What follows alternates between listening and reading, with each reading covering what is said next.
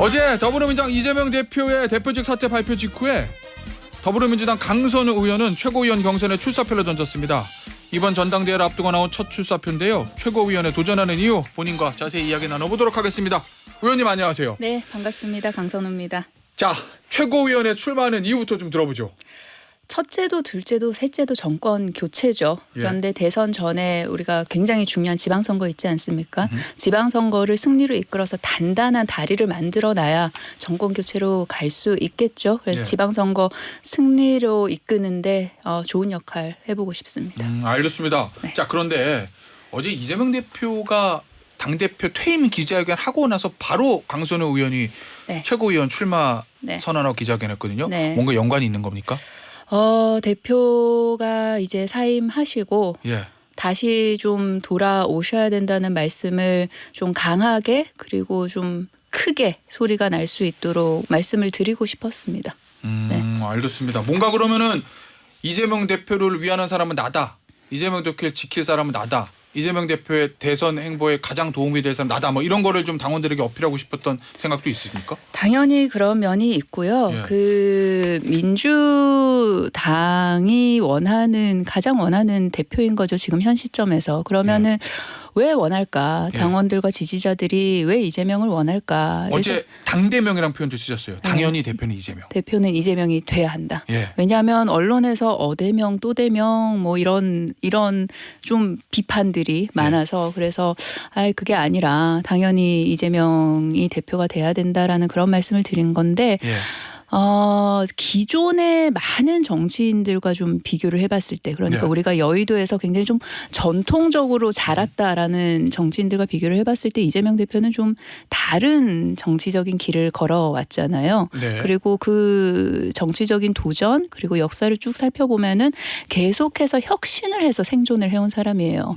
그런데 우리 국민들의 삶을 지금 보면 그러면 정치권에서 일어나는 뭐 영입이라든지 아니면 누군가에게 좀 발탁이 돼서 임명이 돼서 어떤 기회를 얻는다든지 그런 게 국민들의 삶에 일어나느냐.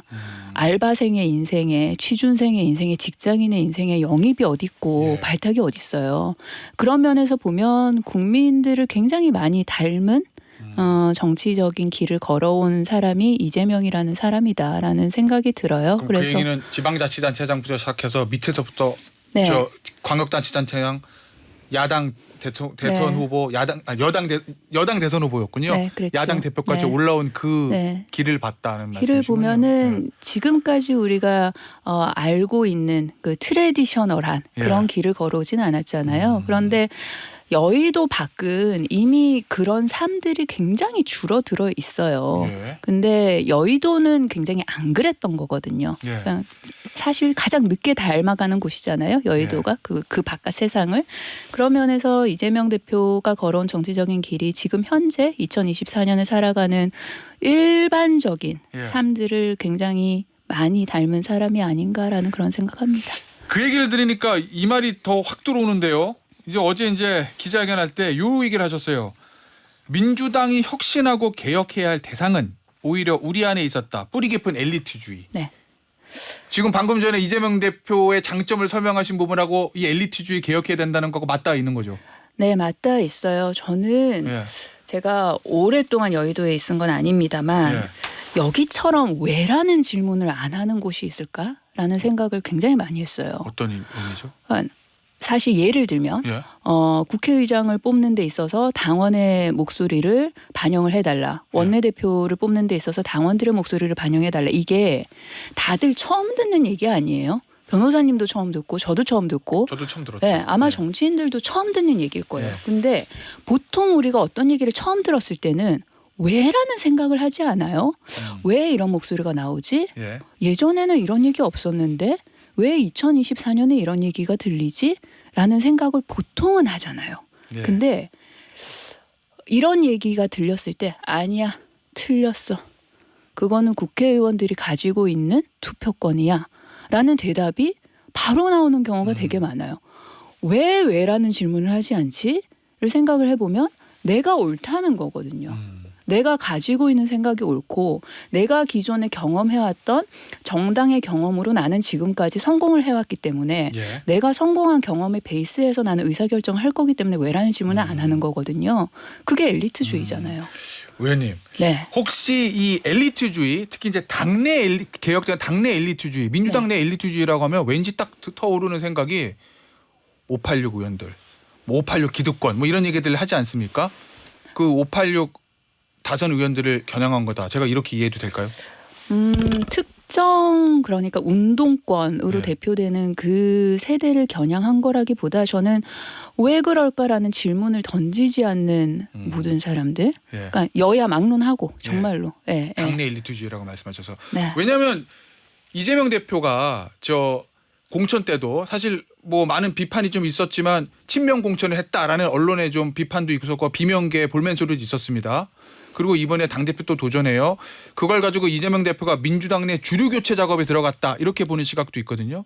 이 당내 엘리트주의를 바꿔야 된다. 개혁해야 된다. 이것도 그것과 연관이 돼 있습니까?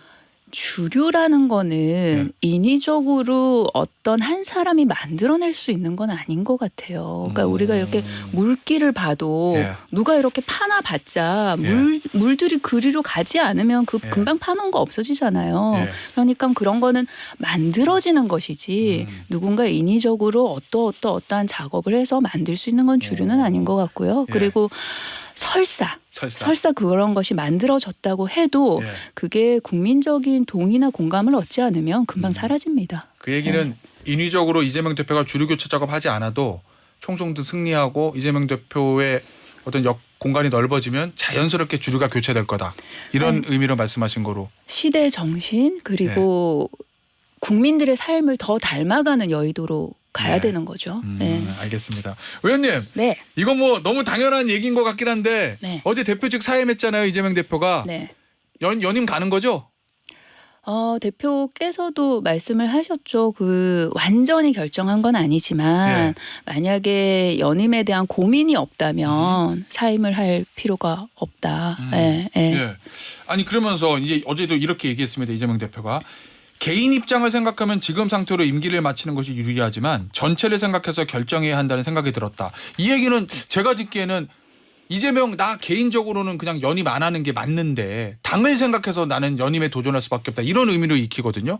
제가 올바로 이해한 건가요? 그렇죠. 그 지난 전당대회도 생각을 해보면 정치인 이재명은 엄청난 공격을 받았었어요. 그때 대선에 진 사람이 무슨 대표를 나오냐. 예. 그러면서 당이 보호를 해주고 당신은 그냥 그 당의 보호 안에서 그냥 대권으로 다시 한번 가라라는 그런 공격 아닌 공격, 그러니까 보호를 가장한 공격 그런 걸 많이 받았었죠. 그리고 대표 입장에서도 개인의 입장으로 보면 본인이 그렇게 하나의 관역이잖아요. 사실 지금 보면 그러니까 단 하나의 관역이 딱 돼가지고 계속 도드라지는 것이 본인에게 과연 유리할까라는 거에 대해서는 많은 분들이 물음표를 찍으실 거예요. 이 사실은 관역이 여러 개가 되는 게 이재명 대표로서는 유리할 거예요. 그러니까 민주당에 또 다른 대표가 있으면 아무래도 분산이 되지 않겠어요. 국민의힘은 공격도 분산되겠죠. 네, 국민의힘이 날리는 화살도 분산이 될 것이고 용산이 날리는 화살도 분산이 될 것이고 그런 걸 생각하면 개인 이재명이라는 사람은 그냥 관역을 조금 더 여러 개를 만드는 게 좋겠죠. 그런데 민주당을 생각하면 171석이라는 그 의원들을 이끌어 나가야 되는 것이고 그리고 그 의원들이 어떤 정치인에 대해서 지금 보내고 있는 신뢰라든지 그런 것들이 이재명 대표만한 사람이 있는가 현실적으로 당내에서 봤을 때 없잖아요. 그렇습니까? 의원님, 언론의 시각입니다. 기사예요. 제 얘기가 아니고. 고심 중이라던 이 대표가 연임을 결심한 건 대권 플랜 가동에 따른 수순이자 쌍방울 불법 대북 송금 관련 추가 기소로 자신의 사법 리스크가 재점화됐기 때문이라는 해석이 나온다. 한 친명계 재선위원은 당대표직을 유지하는 게 방어권 행사에 도움이 될 수도 있다고 했다. 뭐 이런 언론의 기사가 있는데 어떻게 보십니까 이거?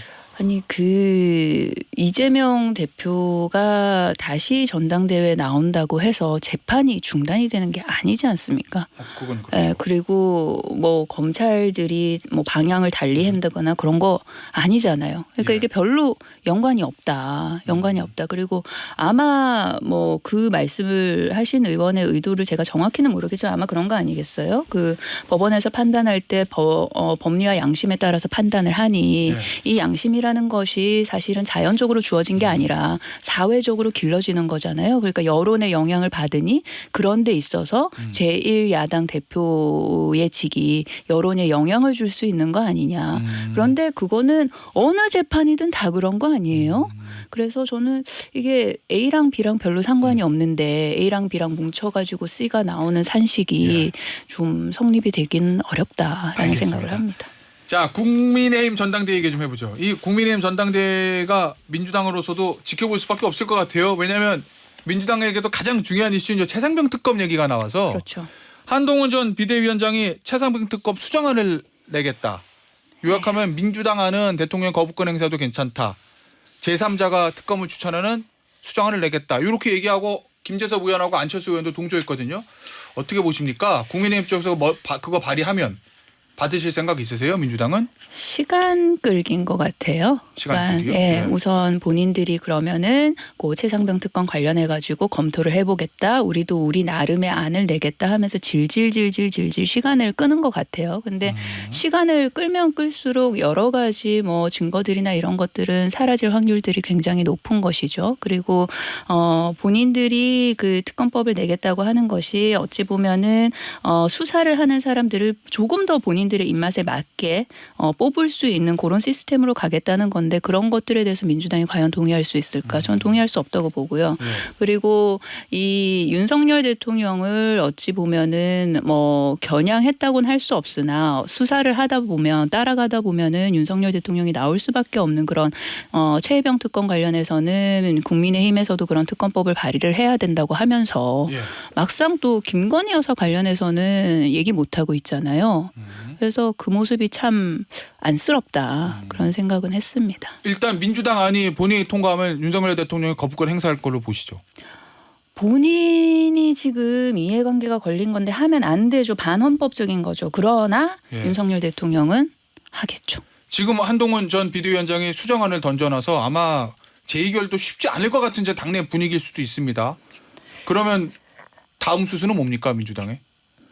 민주당은 될 때까지 할 겁니다. 아, 계속 올리겠다? 네, 될 때까지 할 겁니다. 될 때까지 할 겁니다. 그리고 야당이 믿을 것은 국민의 여론인 것이죠. 그리고 국민의힘 의원들도 분명히 이게 굉장히 큰 민심의 파도가 우리에게 몰려오고 있다는 거를 정말로 느낀다면 생각을 좀 달리 할 수밖에 없을 거예요. 자, 그럼 민주당의 지금 강선우 의원의 입장은 민주당은 회기 날 때마다 대통령 거부권 행사하고 폐기되더라도 계속 이 법안을 올릴 거고 한동훈 전 비대위원장이 추진하고자 하는 그 제3자가 추천한 특검 법안 그거는 협상에 임하지 않겠다. 이런 입장이라는 말씀이신 거죠? 네.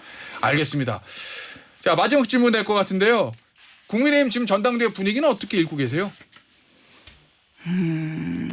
고만 하신 분들께서 예. 경쟁을 하시려고 나오신 것 같아요. 근데 모르겠습니다. 그 국민들이 원하시는 바가 가장 큰 게 용산과의 어떤 조금 더 상식적인 관계 설정 아닐까요? 그런데 예. 거기에 관련해서는 뭔가 똑부러지게 말씀하시는 분은 없으신 것 같아요. 그러니까 윤석열 대통령을 향해서 조금 잘 봐달라는 말을 비슷하게 함과 동시에 이게 또 선도 그어야 될 것 같고 그러니까 좀 알아들을 수 없는 그런 말씀들을 조금 많이 하시는 것 같은데 아마 이제 전당대회 본격적으로 스타트되면 본인들 표 계산 좀 해보고 플러스 마이너스 되는 쪽으로 뭐 가지 않겠어요. 예. 알겠습니다. 네. 오늘 인터뷰는 여기서 마무리하도록 하겠습니다. 이번 더불어민주당 전당대회에서 최고위원에 출마하신 강선우 의원이었습니다. 의원님 감사합니다. 네, 고맙습니다.